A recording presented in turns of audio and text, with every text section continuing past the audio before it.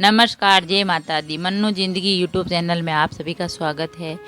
Friends, हम जानेंगे कि वामन द्वादशी यानी वासुदेव द्वादशी। तो वामन अवतार की रोचक कथा हम आपको बताते हैं। वासुदेव द्वादशी की कथा। तो चातुर्मास में भगवान विष्णु है वो 4 महीने के लिए योग निद्रा में चले जाते हैं। तो ये जो द्वादशी है, इस दिन की कथा क्या है। आषाढ़ महीने के शुक्ल पक्ष की द्वादशी तिथि वासुदेव द्वादशी पर्व के रूप में मनाते हैं। वासुदेव द्वादशी पर भगवान श्री कृष्ण, श्री हरि विष्णु और माता लक्ष्मी का पूजन किया जाता है। वामन विष्णु के 5वें और त्रेता युग के पहले अवतार थे। वे विष्णु के पहले ऐसे अवतार थे जो मानव रूप में प्रकट हुए थे। इनको जो मानव यानी मानव जाति का जो विकास हुआ था। द्वादशी तिथि को मनाए जाने के कारण इसे वामन द्वादशी भी कहते हैं। तो वामन द्वादशी की एक पौराणिक कथा। श्रीमद् भागवत पुराण में वासुदेव द्वादशी की कथा के अनुसार वामन अवतार के विषय में कथा है। एक बार देवदत्ते युद्ध में दैत्य पराजित हुए और मृत दैत्यों को लेकर वे अस्तांचल की ओर चले गए। दैत्य राज बलि की इंद्र वज्र से मृत्यु हो गई। तब दैत्य गुरु शंकराचार्य अपनी मृत संजीवनी विद्या से बलि तथा दूसरे दैत्यों को जीवित कर दिया। राजा बलि के लिए शुक्राचार्य एक यज्ञ का आयोजन करते हैं और अग्नि से दिव्य बाण तथा अभेद कवच पाते हैं और असुर सेना अमरावती पर आक्रमण कर देती है। असुर सेना को आते देखकर देवराज इंद्र समझ जाते हैं कि इस बार वे असुरों का सामना नहीं कर पाएंगे और इसीलिए देवता भाग जाते हैं। स्वर्ग दैत्यों की राजधानी बन जाता है, यानी स्वर्ग पर दैत्यों का राज हो जाता है। तब शुक्राचार्य राजा बलि के अमरावती पर अचल राज्य के लिए 100 अश्वमेघ यज्ञ का आयोजन करवाते हैं। इंद्र को राजा बलि की इच्छा का ज्ञान होता है कि राजा बलि के 100 यज्ञ पूरे होने पर फिर उनका स्वर्ग से कोई नहीं निकाल सकता, यानी राजा बलि का स्वर्ग पे भी राज हो जाएगा।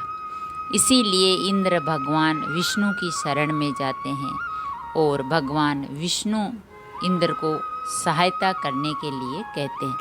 भगवान विष्णु इंद्र भगवान है जो विष्णु भगवान के पास जाते हैं कि उस राजा बलि का कुछ कीजिए, नहीं तो वो हमारा स्वर्ग ही छीन लेगा, तो हमारी सहायता कीजिए।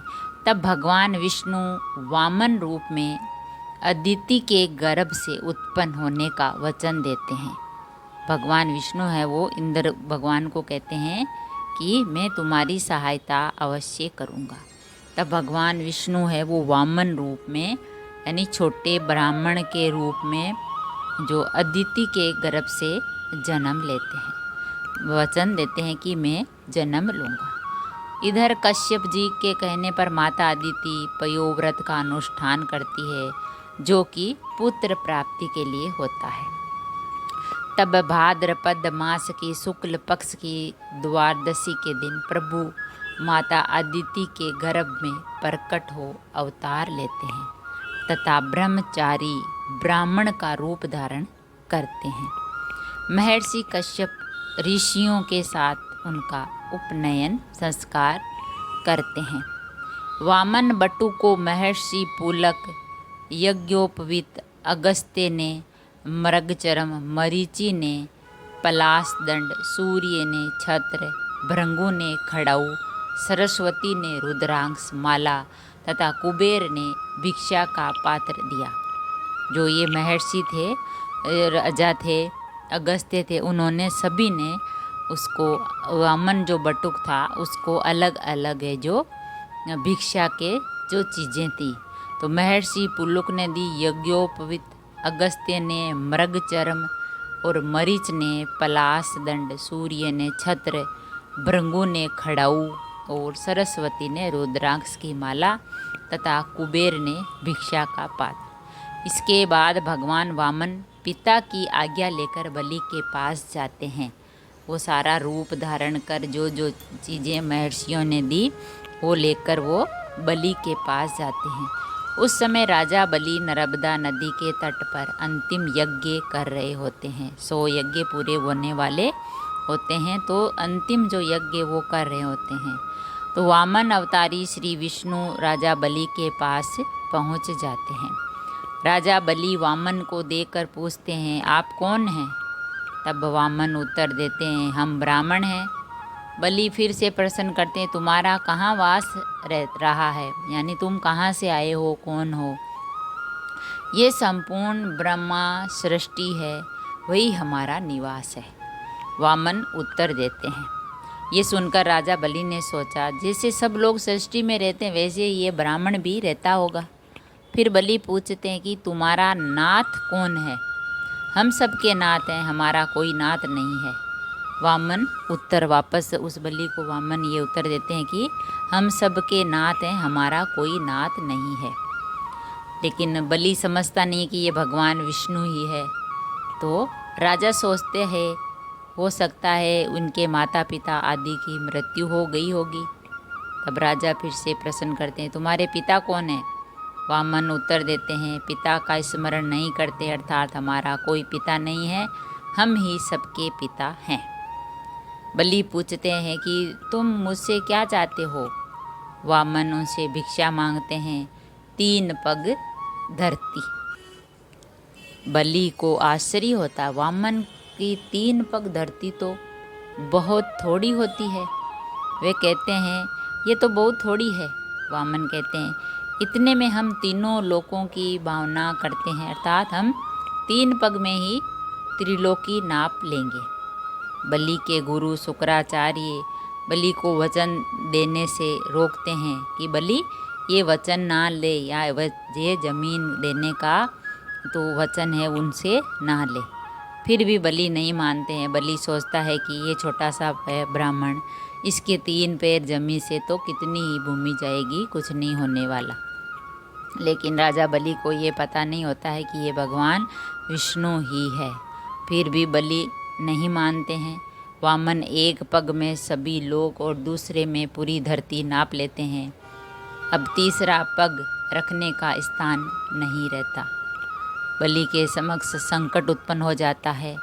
बलि सोचने लगता है ये क्या हो गया, 1 पैर में भूमि और 1 में जो सारा है वो स्वर्ग, जो सारी धरती है वो नाप ली इसने। तो अब तीसरा पैर कहाँ रखेंगे? लेकिन वचन निभाएंगे, वचन तो निभाना ही पड़ेगा। तब वे अपना सिर आगे कर देते हैं। भगवान ठीक वैसा ही करते हैं और बलि को सूतल लोक में रहने का आदेश देते हैं। बलि सहर्ष भगवान की आज्ञा का पालन करते हैं। इससे प्रसन्न होकर विष्णु बलि के से वरदान मांगने के लिए कहते हैं। तो भगवान जो विष्णु है बलि को कहते हैं कि अब तू वरदान मांग। इस पर राजा बलि दिन रात भगवान को अपने पास दिव्य लोक में रहने का वर मांगते हैं तथा भगवान विष्णु अपना वचन पालन करते हुए राजा बलि का द्वारपाल बनना स्वीकार करते हैं, जिन्हें फिर बाद में देवी लक्ष्मी राजा बलि से वर मांगकर मुक्त करवा लेती है। तो फ्रेंड्स, ये द्वादशी यानी भगवान वामन की कथा है।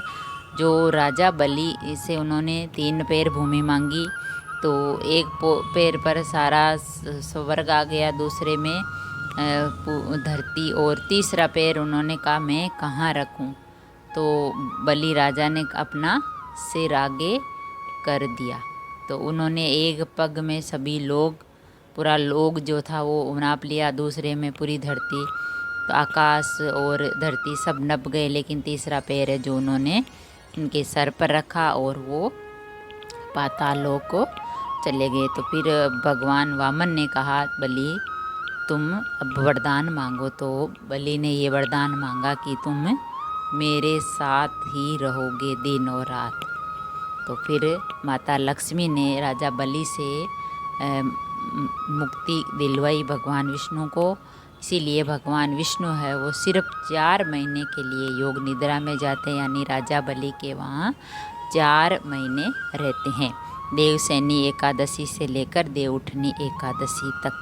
तो इन्हीं 4 महीनों में कोई भी मांगलिक कार्य नहीं होता है और ना ही कोई धार्मिक कार्य होते हैं, लेकिन पूजा पाठ है, ये काम, भागवत कथा है, ये हो सकता है, लेकिन गृह प्रवेश, शादी विवाह है, ऐसे कोई काम नहीं होते हैं।